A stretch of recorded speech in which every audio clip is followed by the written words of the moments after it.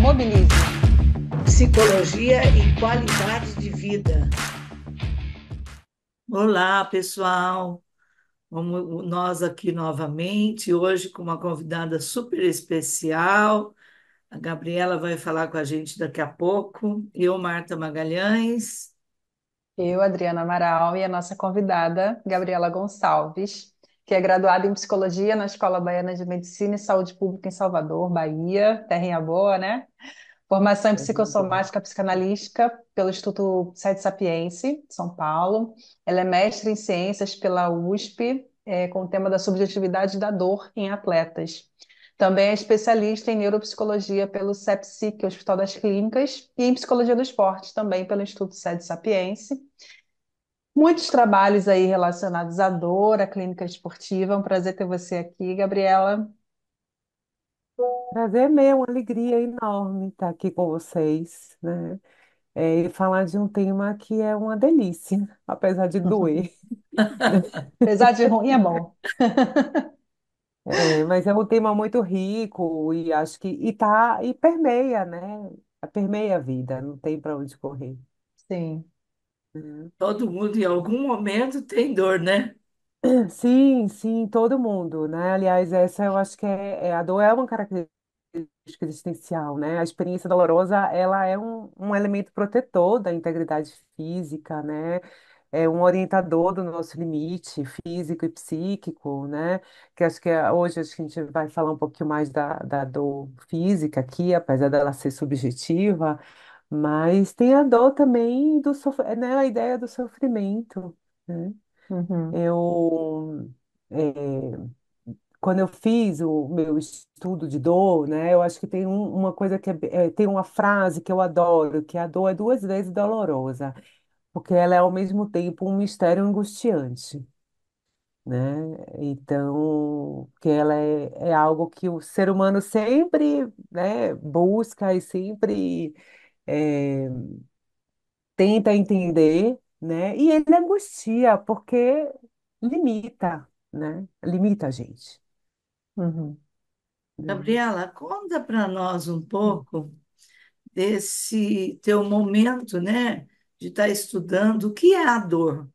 Que relação é essa, Uhum. né, com o humano? Conta um pouco.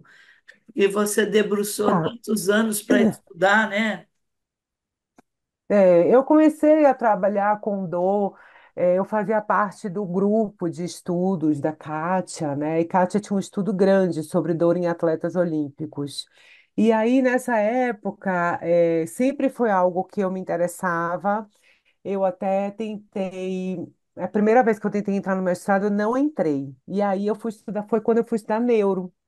Porque eu falei, bom, eu quero me debruçar sobre isso, e eu achava que a neuro seria uma boa possibilidade de eu olhar isso.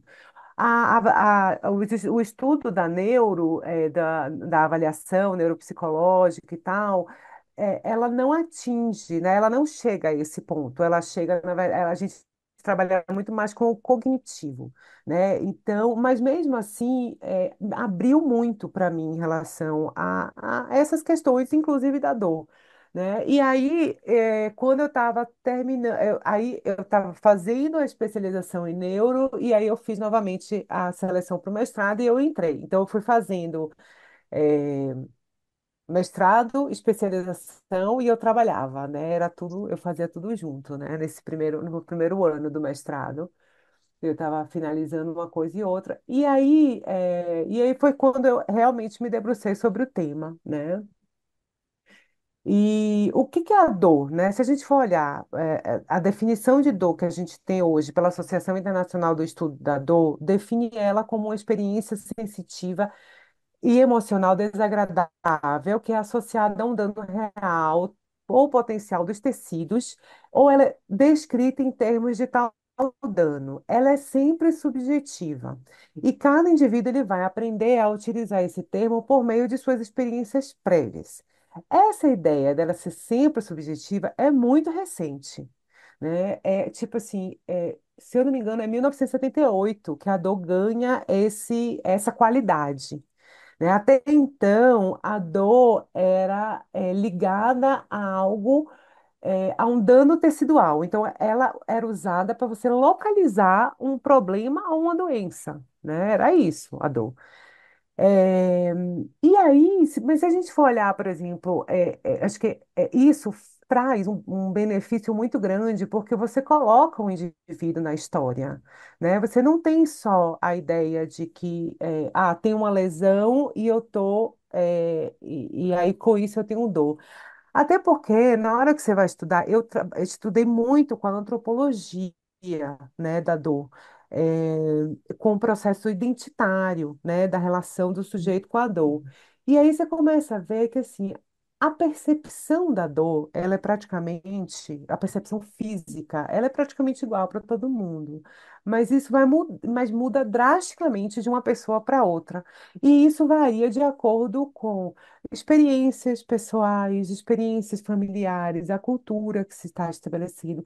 Tanto que hoje, se a gente for olhar, por exemplo, a nossa cultura hoje é uma cultura completamente contra a dor. Ninguém pode sentir mais dor, né? Uhum. Porque a gente tem atualmente, aí nos últimos anos, um aumento muito grande da indústria farmacêutica e dos processos álgicos, né? Então, assim, ninguém mais sente dor. Se sente dor, toma remédio. Se sente dor, toma remédio. E as pessoas estão níveis de tensão, níveis de estresse, problemas, pandemia, dificuldades políticas, econômicas, financeiras. Então, as pessoas estão muito mais tensas, né? E muito mais doentes. Então, a gente tem muito mais dor. A gente vê isso o tempo inteiro no consultório, né?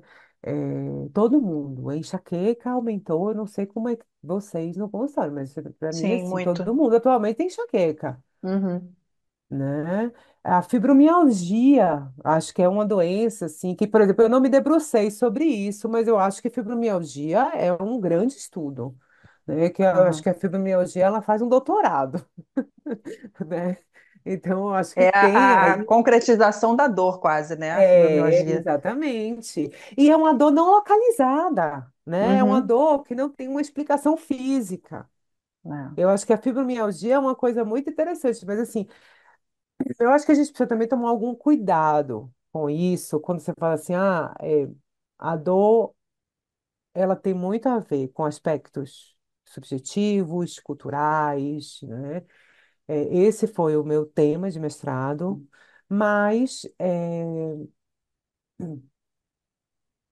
a percepção, a questão fisiológica, ela existe. A maneira como você significa que é diferente, né? Uhum. Por que que eu gosto de falar isso? Eu lembro que eu estou falando, mas vocês vão falando aí junto comigo, viu? Que eu disparo mesmo. Eu lembro que uma das pessoas da banca, né, quando eu estava apresentando a banca do mestrado, a pessoa virou para mim e falou que eu estava defendendo que a dor era uma coisa cultural, né? Eu meio que comecei a bater boca na banca do mestrado. E aí depois eu, enfim, resolvi me calar, porque eu acho que é um pouco, assim, a ideia você tem três grandes componentes na dor, né? O primeiro é o físico, é o tecido, né? O outro é a parte de emoção relacionada à dor, né? E o terceiro é o avaliativo, que, por exemplo, acho que se a gente for parar para pensar muito na questão do esporte, o avaliativo, o cognitivo, a dimensão cognitiva avaliativa, ela é que atribui significado. Então, vai mudar de diferentes culturas, vai mudar de diferenças de indivíduo, de grupos sociais, né? Então, por exemplo, eu acho que eu lembro que por que que o atleta ele tem uma aí pensando, né, indo um pouco para a ideia da clínica esportiva, né? Por que que o atleta ele tem uma possibilidade muito maior de sentir, ele tem uma tolerância muito maior à dor? Porque ele trabalha isso durante a vida inteira dele, né? Porque eu não estou falando da dor da lesão, do machucado, mas eu tô falando da dor do treinamento, aquela coisa, musculatura todo dia, fadigada, aí vamos, e vamos. E quem é atleta sabe que treinar cansa, né? E cansa fisicamente e tem um limite. Então você também tem que aprender a ultrapassar esse limite para você ganhar um pouco mais, né? Então a gente fica o tempo inteiro nessa, que é uma dualidade, porque aumentar essa condição não significa que você vai melhorar a sua percepção. Não, você tem dor, mas assim, não, eu consigo ir mais um pouquinho, eu consigo ir mais um pouquinho, e assim vai, né? É isso, também não estou falando da dor da lesão, né? Eu acho que é importante a gente colocar que eh, no esporte, o alto rendimento parece algo muito cruel, né? Mas, primeiro que eu aprendi ao trabalhar com esporte, aí eu acho que vocês podem também falar um pouco disso, a respeitar a escolha daquele sujeito, né? Ele escolheu fazer aquilo, ele está fazendo aquilo porque ele quer, né? E acho que tem um desgaste físico, e eles sabem disso, né? Eles têm uma limitação. Eu acho que não cabe a mim, como psicóloga, a nós, enfim, a pessoas que trabalham com ele, com o atleta, julgar. Eu acho que a gente precisa auxiliar, né, para ver como é que até a questão do limite, para ele compreendendo quais são os próprios limites, para aumentar o nível de percepção, etc. Mas não no sentido de julgar, não, não faça isso ou não faça aquilo, né? Eu acho que esse foi uma das coisas que eu mais aprendi. Talvez para mim tenha sido até um dos motivos mais difíceis para mim no esporte, que é a autonomia do sujeito. E você desenvolver a autonomia do sujeito no meio que é super ditatorial, né? Porque o esporte é. Então, bom, mas me digam, o que é que vocês querem? Estou aqui falando sem parar. Tem muitas abas abertas aqui na minha cabeça, te ouvindo Tem. falar. Cada coisinha vem uma imagem diferente aqui para mim.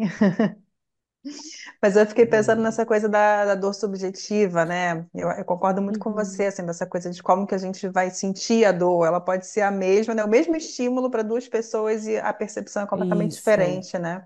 Eu me lembro que quando eu isso. era criança, até hoje meu pai fala isso, quando eu era criança eu caía, chorava pra caramba, ele ia ver, era só um machucadinho, eu falava, não foi nada. E eu falava, mas tá doendo. É Porque quem isso. olha de fora, assim, ah, não é nada, um machucadinho de nada, mas tem uma dor ali que muitas vezes vai além daquela dor física, né? Que é, sei, talvez a necessidade de cuidado, de colo, né? Enfim, Sim, de ou a criança mesmo que está atenção. aprendendo, né, a sentir essas dores, como você falou, o atleta vai sendo exposto e vai aprendendo a sentir essas dores, né? Isso. A família, Adriana, é o berço número um, né? Porque a família está inserida, é um grupo social que vai ser inserida em outros grupos e tem uma questão aí cultural, né? Que influencia. A cultura seria um conjunto de significados que vai atribuindo, né, significados Uhum, ao sujeito, né, às ideias, né, do sujeito. Então, aí a gente tem aí enfim, uma questão moral e tal, e eu acho que eu, a família é quem vai ensinar, num primeiro momento, o sujeito a, inclusive, sentir e nomear. Então, sim. hoje você tem muito aquela ideia, né? Eu que passei a ser a mãe há pouco tempo e comecei a olhar um pouco isso, você fala assim, ah, não, como seu pai disse, não foi nada, né? E hoje em dia você não pode mais dizer isso, que foi alguma coisa, né? Você tem que Uhum. dar poder ao sujeito, né? Àquela criança, dar o significado, poder dar o significado. E eu acho que é isso, a gente auxilia, né? A família vai auxiliando e vai, assim como a gente vai ensinando a criança a, a linguagem, né? E a linguagem e os significados daquilo. Então, tem caiu, machucou, e aí? Né? O machucado é grande, o machucado é pequeno, é um machucado que passa rápido, que não passa rápido. É que a gente, para nós adultos, é tão automático isso, né? Uhum. Mas para a criança a gente é realmente quem vai aprendendo, né? Eu tenho um exemplo que eu adoro dar, que é o seguinte: eu nunca tive nada de estômago, gastrite, nada. E eu não sabia o que era, na verdade, ter azia até ficar grávida, né? E eu não sabia dizer, eu comecei a pensar, falei assim, "Não, gente, isso deve ser o que as pessoas chamam azia. Porque até Aham, então, eu falei assim, não pode ser isso. E eu comecei a pensar na descrição que as pessoas faziam de dor de estômago, gastrite, azia, etc.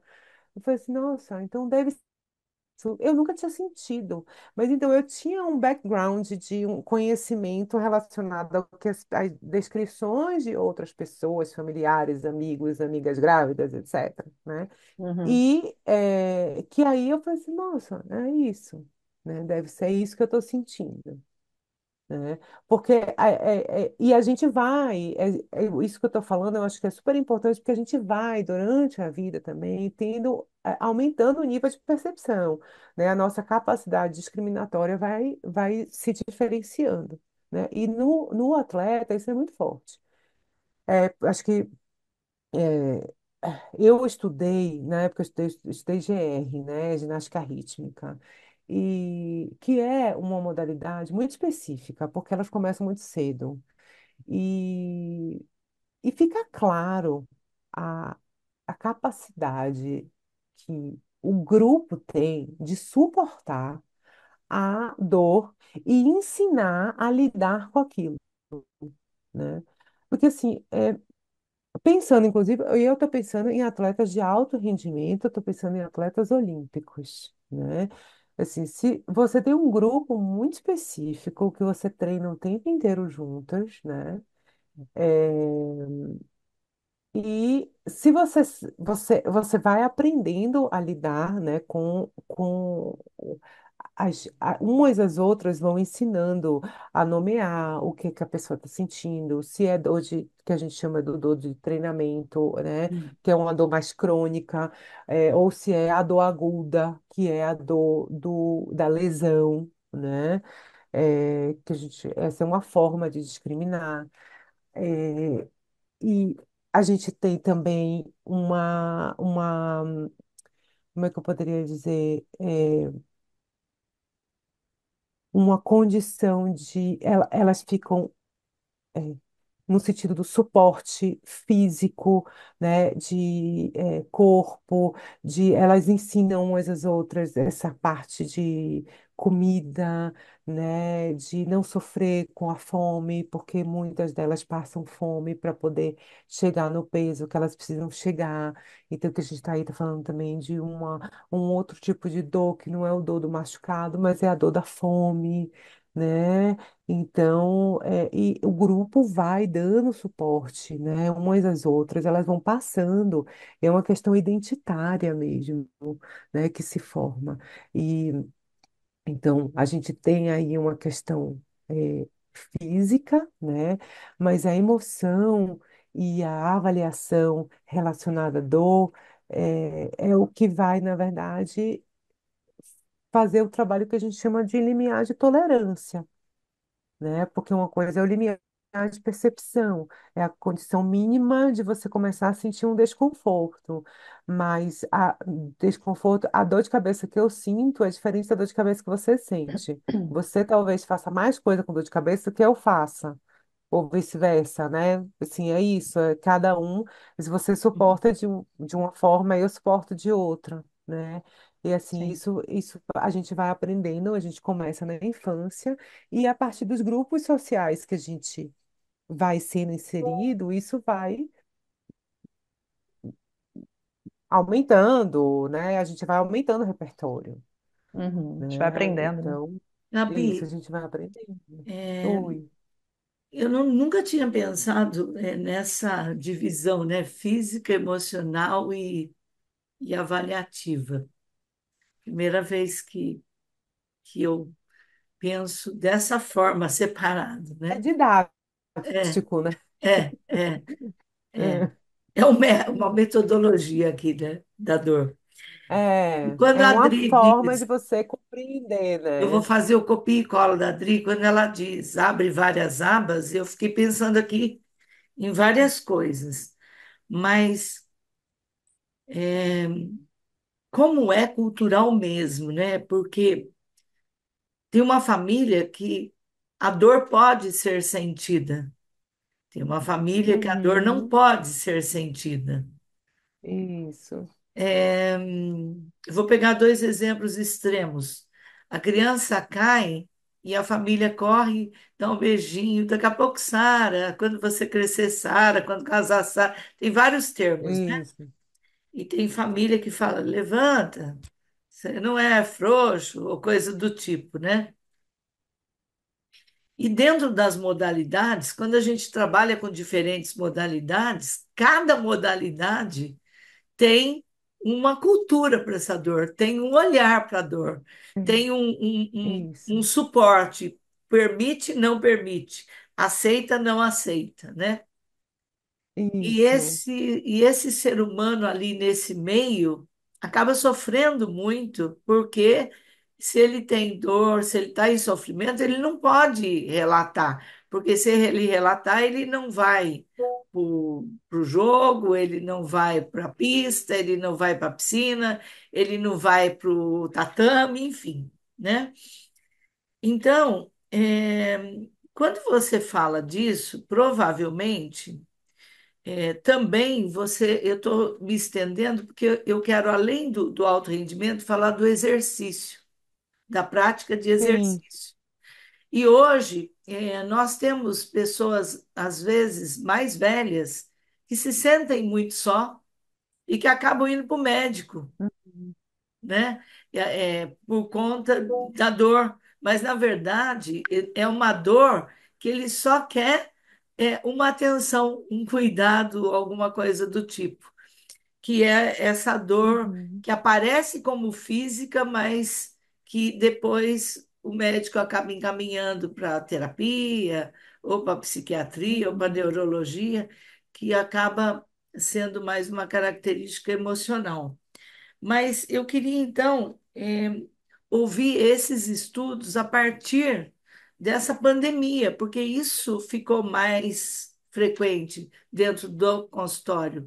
Isso ficou mais frequente, inclusive, a mídia fala hoje da saúde mental, da doença mental, com mais frequência. E Uhum. antigamente a clínica esportiva não era permitida, a doença mental Isso. não era falada, né? Enfim. É. Não, eu, assim, Marta, eu acho que a pandemia mudou muito e eu acho que a dor, eu fiquei pensando muito nisso, né? Que, assim, estudos antigos da dor trazem uma percepção de muito mais negacionismo dela. Eu penso que hoje ela é muito mais falada. Eu não acho que isso significa que ela está sendo mais olhada, mas ela é mais falada, né? Eu acho que tem essa questão. E a gente está falando muito de saúde mental atualmente, muito, assim, a quantidade de doenças, né? De doenças emocionais, que são doenças, assim, que não têm uma razão física, né? Que não se encontra uma questão fisiológica aí, né? Dores que não encontram questões fisiológicas. É, acho que aumentou muito, né? A dor, ela também serve para isso, é uma forma eh, de, eu acho que isso você fala, né? É uma forma de atenção, é uma forma do sujeito também se colocar no mundo, né? De dizer assim, de se colocar como presente.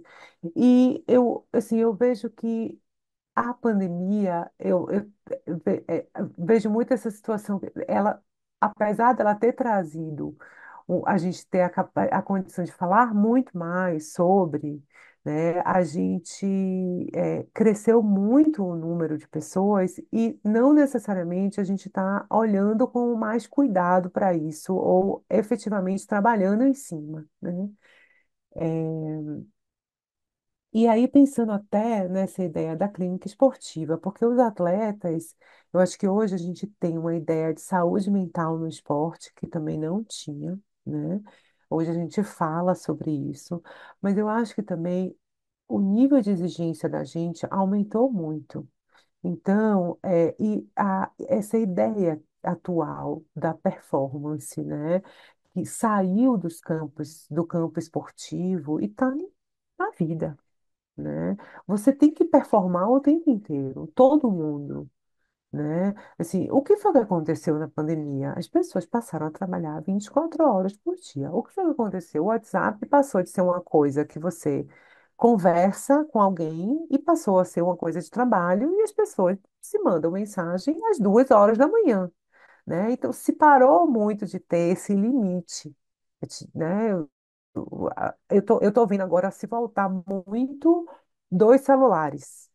As pessoas têm dois celulares atualmente, muito, que tinha parado isso, né? Ou então tinha dois chips e tal. Agora as pessoas têm dois celulares, um celular de trabalho que a pessoa enfia em algum lugar no final de semana, porque senão ela não vai ter paz, né? Se ela der o celular dela, pessoal, para o trabalho, ela não tem paz. Então, eu acho que tem aí uma demanda. A gente está com uma demanda, né, muito grande, da vida, né? E com isso. é, A gente está, eu acho que tem um processo aí de solidão muito grande, porque a gente está colocando a tecnologia em primeiro lugar. O que que aconteceu, né, pós-pandemia? Você não vai mais a um restaurante, você não tem um cardápio físico. A fila de espera passou a ser uma fila de espera digital. Então, assim, a minha geração, talvez a sua, dê conta disso. Mas a geração dos meus pais, dos nossos pais, ou talvez a turma de 60 a mais, né? Às vezes não dá conta. Então, eles estão o tempo inteiro fora da sociedade. Eles estão fora, né? Porque você só está na sociedade agora se você tem tecnologia. Os bancos estão sumindo, né? A gente não tem mais banco, vai todo mundo, agora é tudo digital. Você não pode fazer mais nada se não for digital. Agora, assim, você não tem o contador, você vai para o gov.br, né, para fazer tudo. Então, assim, quem não sabe, quem não tem, né, tá ficando marginalizado, né? E aí eu acho que tem uma questão que a gente tá, e ao mesmo tempo tem essa quantidade, é performance, é o exercício físico que tem que ser extremo. A gente está agora na onda da corrida, então todo mundo corre, todo mundo quer ser maratonista. E eu fiquei pensando nisso, né, nessa ideia da maratona, que eu acho que é muito interessante. A, a história da maratona, né, surge muito, o cara, ele corre, o soldado corre 42 e morre no final. Né? A gente quer fazer uma por mês, né? Acho que a gente não se dá nem conta disso. Quando eu parei, eu falei assim, gente, é verdade. O soldado corre 40, a maratona, ela é como é que chama? Ai, me esqueci a palavra, mas ela vem para homenagear essa pessoa, né? Essa situação. E a gente, é isso, o cara morre no final, né? E a gente vai fazendo maratona, uma, duas, três. Então, eu não sei, enfim, não sei se respondi, Marta, o que você estava, ou se eu abri mais. Eu acho que talvez essa seja uma característica minha, de Sim, ir mas é isso. abrindo, né? Porque A eu. gente vai abrindo nas cabecinhas de quem está ouvindo também, né? Com esse olhar crítico, Hum, né? Mas eu estou É, pensando aqui, porque essa temporada é sobre bloqueios à criatividade, né? A gente está falando sobre dor, uhum, porque é algo que pode nos impedir na vida de fazer um monte de coisa. A dor pode totalmente ser incapacitante, mas ao mesmo tempo, capacitante. como superar essa dor? Como torná-la algo possível? Como continuar Uhum. vivendo, sobrevivendo apesar da dor? Eu acho que seria legal também falar um pouquinho sobre isso, né?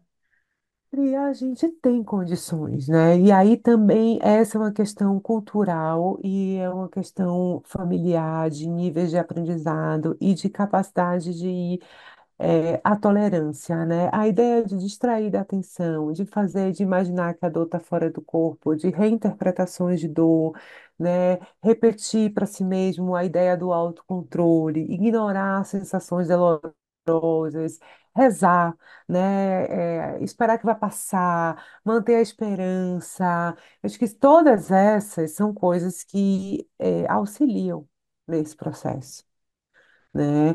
É, quando eu falo que a dor né? Dói duas vezes porque é um mistério angustiante. É isso, ela dói, mas a gente aprende a conviver com ela. Quantas pessoas você conhece que tem enxaqueca e que faz tudo com enxaqueca?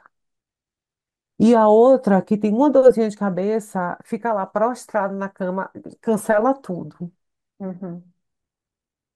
né? A gente tem essa capacidade, né? Isso é uma condição de muita resiliência, que acho que o atleta tem isso muito forte, né? É, e como você vai tendo um suporte para dar conta disso? Isso que Marta falou, né? Que o idoso muitas vezes vai pro médico, né? E eu acho que não é só o médico, ele vai para o banco, ele vai conversar na esquina. Se você anda na rua, você vê os idosos passando, conversando, né? Porque tem uma ideia aí de solidão mesmo, né? A gente vive numa cidade, enfim, eu vivo em São Paulo, né? Uma cidade grande, não dá tempo, né?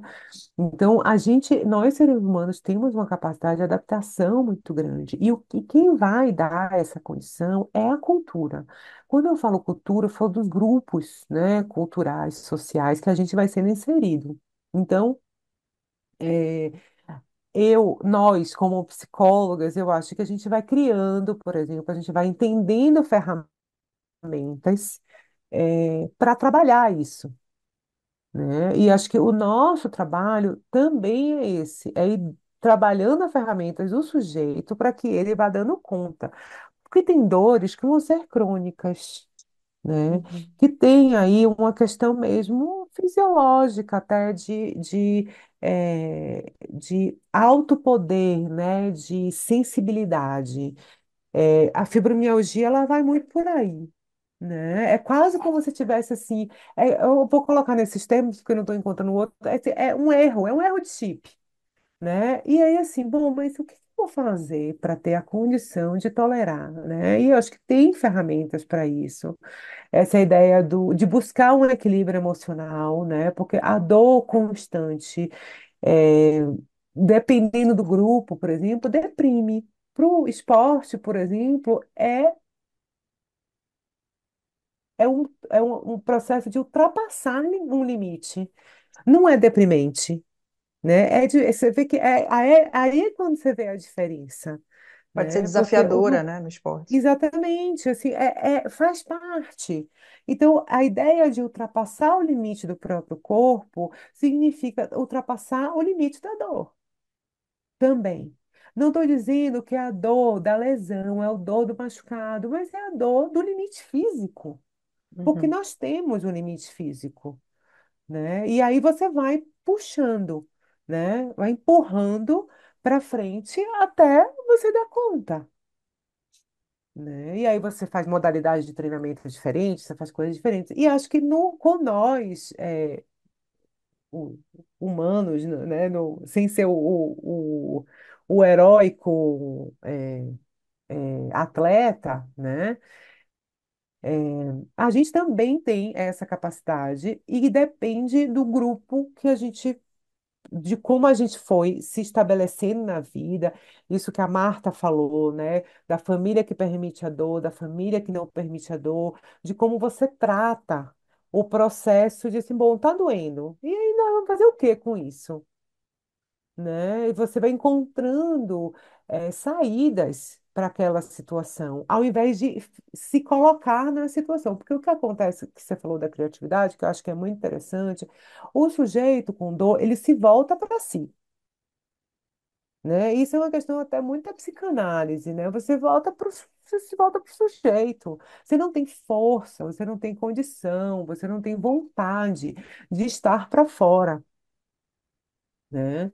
Porque você tem uma coisa para cuidar, que é o seu corpo. E o corpo te dá a ideia de limitação, né? Te dá a ideia de finitude, né? E aí você se volta para isso. Então, tudo que é de fora, de você poder mudar, modificar o mundo, criar coisas, possibilidades, trabalhar coisas diferentes, assim acaba, né? Então, eu acho que tá até agora pensando, né, nisso que vocês falam da criatividade, eu acho que a dor, ela é incapacitante da criatividade, ela é um bloqueio para a criatividade, né? E acho que precisa de criatividade para ultrapassar a dor, Sim, perfeito. né? Gabi, você Oi. está falando uma coisa que eu e a Adriana gravamos há pouco, alguns mecanismos de defesa, né? E à medida que você está falando, e nosso objetivo nessa temporada é falar dos bloqueios da criatividade. E no mecanismo, nós também colocamos o quanto alguns movimentos são importantes, né? Algumas vezes, você acabou de dizer, tem algumas dores que tira o externo e bota para o interno, que às vezes é Isso. algum momento e algum movimento interno necessário para a pessoa acessar algumas coisas dela que ela não está acessando no seu corpo, Uhum. na sua mente, enfim, conexão corpo e mente, né? Então, vem de encontro para quem está nos ouvindo o que nós estamos trazendo aí, que são esses mecanismos de defesa, que muitas vezes eu faço algumas introjeções que são necessárias, e outras vezes eu faço algumas introjeções que são é, difíceis e até que bloqueiam o movimento do ir e vir. E a dor também tem esse papel, né? Então, olhar para Uhum. essa dor e saber o que ela significa naquele momento. Bom, a gente está quase Uhum. chegando no final, Gabi. Então, já estamos aí Foi no. rápido. É, já estamos aí quase que estourando o nosso tempo. É, não sei se você quer trazer algumas considerações. Acho que a Adri também ficou aí com algumas questões. E para a gente poder Hum. ir fechando, né? Fala, Adri. Não, eu só queria Quais são complementar as mesmo o que a Marta questões? falou, Sim. porque não, questões não, mas Uhum. eu também lembrei, né, desses mecanismos que a gente trouxe aqui, que é isso, às vezes eu preciso projetar e colocar essa dor fora para poder lidar, às vezes eu preciso defletir né, e não entrar em contato com essa dor para poder fazer alguma coisa necessária. Então, essa criatividade também, como você bem falou, né? Também para lidar com ela. Até porque, assim, a Marta estava falando, né? Não só no alto rendimento, no exercício. O atleta, você falou isso várias vezes, ele vai aprendendo a lidar com dor e lida com dor todo dia, né? Seja a dor do Isso. limite físico, seja a dor da lesão, é inerente ao esporte de alto rendimento. No exercício, nem tanto. A ideia é que o exercício promova a saúde, promova o bem-estar e que não tenha tanta dor. Mas Isso. também a pessoa aprender a identificar quando tem uma dor ali que já está saindo do limite, já está diferente, o corpo já está sinalizando alguma coisa. Então, esse autoconhecimento também, poder estar em contato com o seu corpo, né? Identificar o seu corpo para poder fazer essa leitura dessas dores. Chega uma época também que a gente convive com a dor, né? A gente Mandou. brinca da idade Exatamente. chegando, chega uma hora que o meu professor de vôlei fala É, isso, isso aí não tem jeito não, vai sentir dor. Tá querendo o vai quê, sentir né? Já dor. tá com essa idade, vai O sentir momento é dor. Claro que a gente cruel. minimiza, a gente trata, a gente cuida, mas, né? E eu acho que é isso que você falou, desse autoconhecimento que a gente vai desenvolvendo ao longo da vida, né? E poder identificar que dores são É, as dores que eu conheço, que são possíveis, que dores já são um sinalizador de isso. algo mais grave que eu preciso cuidar mais. É, eu acho que é bem por aí, sabe, Adri, que eu vejo até, porque assim, a dor, ela traz uma ideia de finitude, de limite, né? Sim. A gente consegue, é, eu acho que com criatividade, ultrapassar isso. E a criatividade, por exemplo, acho que o atleta, ele é excelente em fazer isso, porque ele precisa ir fazendo isso no dia a dia. E acho que a gente tem muito que aprender. Ao mesmo tempo, eles ultrapassam muitas vezes esse limite, né?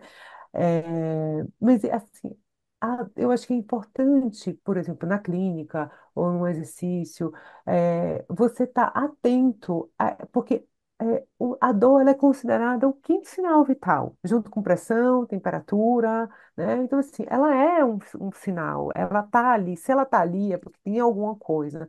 Não significa que eu tenho uma lesão tecidual, não significa que eu Uhum, tenho uma questão, mas, assim, independente disso, tá? É uma região que é aquilo que a gente brinca, é o ponto fraco, né? Tem uma sensibilidade maior, né? E eu acho que a gente precisa prestar atenção nisso, né? Seja para entender o porquê que está doendo, se não tem uma questão física, né? Por que que aquele sujeito traz aquela dor, né? Por que que a criança diz que está com dor de cabeça porque não quer ir para a escola, né?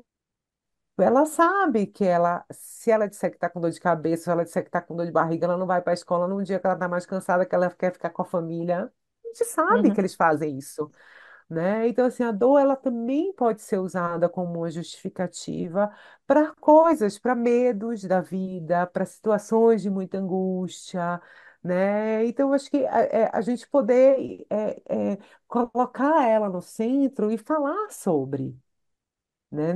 Não necessariamente fechar, do tipo assim, a dor vem daqui e vai para ali, né? Mas no sentido assim, vamos colocar essa dor que está aí, né? E assim, o que que ela está trazendo para você? De coisas, de benefícios, porque traz benefícios, né? E de coisas ruins, porque dói, porque machuca, porque traz desconforto, né? Sim, isso é uma coisa que eu falo muito, por exemplo, para técnicos, né? Às vezes pega aquele atleta, não tá machucado, é migué, né? Tá fingindo. Se ele tá Uhum. comunicando aquilo, mesmo que não tenha dor É. física, tem alguma coisa ali que não tá legal, Tem ele tá alguma coisa ali que sinalizando, não né? está Tem um legal. outro tipo de dor. Exatamente. É, E também tem isso. aquele que não pode sentir dor, né? Que está ali morrendo, que você às vezes consegue identificar pelo comportamento que não tem alguma coisa que não está batendo. Aí quando você se aproxima, a pessoa vem com uma dor a longo prazo e não contou nada para não ficar fora. Então, Sim. nós Sim, temos os dois extremos, né? E isso é bastante prejudicial. E aí volta àquilo que estamos batendo na tecla, a necessidade do autoconhecimento e a isso, necessidade de se conhecer e se reconhecer, porque muitas vezes temos aí um disparador de uma doença mais grave mesmo, né? Porque coisas que poderiam ser tratadas não são. Uhum. Mas eu acho que é essa a ideia do criativo, sabe, Marta? É assim, em vez de você poder inventar e se reinventar, porque É, tem dores que são crônicas, e aí você vai é, fazer o quê? Vai sentar e esperar a morte chegar, é, né? Ou então, como a gente vai aprender a conviver com aquilo? Né? sim, Ou ao mesmo tempo um outro extremo, que é isso que você está falando, assim, bom, se eu tenho uma dor que é assim, que isso a gente traz no atleta, mas a gente traz na vida também, o nível de estresse altíssimo, enxaqueca, dor disso, dor daquilo, até que a pessoa tem uma estafa, cai, sim, né? É isso também. sim. Né? Assim, de você ter, tô com dor de coluna, aí não cuida, não cuida, não cuida, tem uma hora que desmaia de dor, E né? às Uma vezes é hérnia que uma simples estoura e mudança de cai. rotina, né? Exatamente, mas é isso. Então, eu acho que a ideia do criativo, de se conhecer, de poder. Porque eu acho que a gente perde muito a coisa da resiliência, mas é isso, é de você poder, assim, bom, não é resiliente no sentido de comodismo, não, de jeito nenhum. É assim, bom, o que que dá para eu ir fazendo, né? Aonde é que eu posso ir? O que é que eu preciso mudar?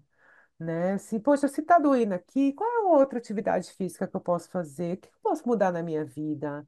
Né? E talvez acrescentar mais lazer, né? E encontrar mais as pessoas, enfim, e aí ir formando uma rede maior, rede de apoio, que não significa só pessoas, mas é de ferramentas, né? A própria espiritualidade, como você falou, né? A gente Isso. precisa A cuidar da religião é vida de uma. importantíssima, a É, espiritualidade e a religião é muito importante na dor, é. né? Pessoal, fechamos. Tá O tão tempo gostoso, né? esgotou. Passou rápido mesmo. Uma alegria. Obrigada. Obrigada a Muito bom nós poder por aprender você mais um estar pouquinho. aqui, né? Falei isso Então, foi para muito bom poder aprender mais um pouquinho sobre dor, poder falar de uma maneira tão leve sobre um tema tão pesado, como você falou no início, né? Um tema ruim, a mas foi Gabi. gostoso. Eu estava pensando aqui, né, ela falou da cultura, mas até a característica de falar do baiano, a tranquilidade, Gabi, que delícia te ouvir. Muito É, bom, viu? Muito Ai, que bom, obrigada. obrigada, foi uma alegria. E, enfim, contem comigo aí para a gente poder conversar mais. tá Obrigada, viu? ótimo. Até Tá bom? mais. Obrigada a vocês. É. Mobilize. Psicologia e qualidade de vida.